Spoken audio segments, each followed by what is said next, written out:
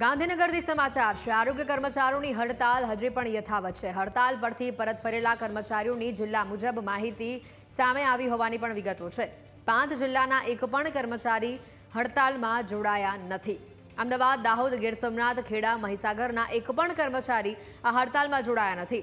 5 જિલ્લાના 3226 કર્મચારીઓ ફરજ ઉપર હાજર થયા છે। આરોગ્ય કર્મચારીઓની હડતાલ અંગે રાજ્યના આરોગ્ય વિભાગનો આ દાવો સામે આવ્યો છે।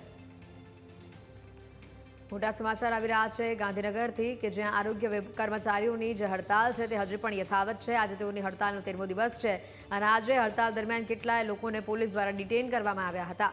ત્યારે હડતાલ પરથી પરત ફરેલા કર્મચારીઓની જિલ્લા મુજબ માહિતીઓ પણ સામે આવી રહી છે। 5 જિલ્લાના એક પણ કર્મચારી આજે હડતાલમાં જોડાયા નથી, જેમાં અમદાવાદ, દાહોદ, ગીર સોમનાથ, ખેડા અને મહીસાગરનો સમાવેશ થાય છે।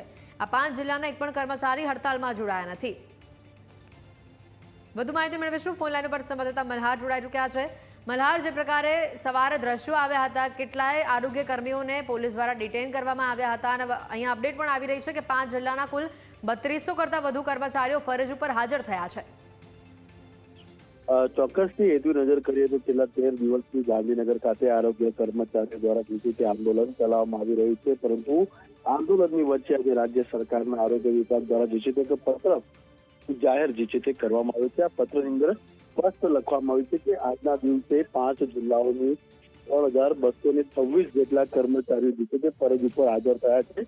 એટલે કે અમદાવાદ છે, દાહોદ છે, મહીસાગર છે, ગીર સોમનાથ છે, તેમ આ 5 જિલ્લાના જે આરોગ્ય વિભાગના કર્મચારીઓ હડતાલમાં હતા તે તમામ કર્મચારીઓ જે છે તે હડતાલનું શસ્ત્ર છોડીને હવે ફરજ ઉપર જોડાયા છે। એટલે આ પ્રકારનો સીધો મેસેજ ત્યાં કર્મચારીને આપવાના માધ્યમથી જે છે તે સરકારે સત્તાવાર રીતે આંકડા જે છે તે આ જાહેર કર્યા છે। એટલે કે હજુ પણ જે કર્મચારીઓને ફરજ ઉપર હાજર થવું હોય તેવા કર્મચારીઓ જે છે તે વહેલી તકે ફરજ ઉપર હાજર થઈ જાય, ત્યારબાદ સરકાર જે છે તે કર્મચારીઓ ઉપર આગામી દિવસોમાં આકરા પગલાં પણ લઈ શકે છે।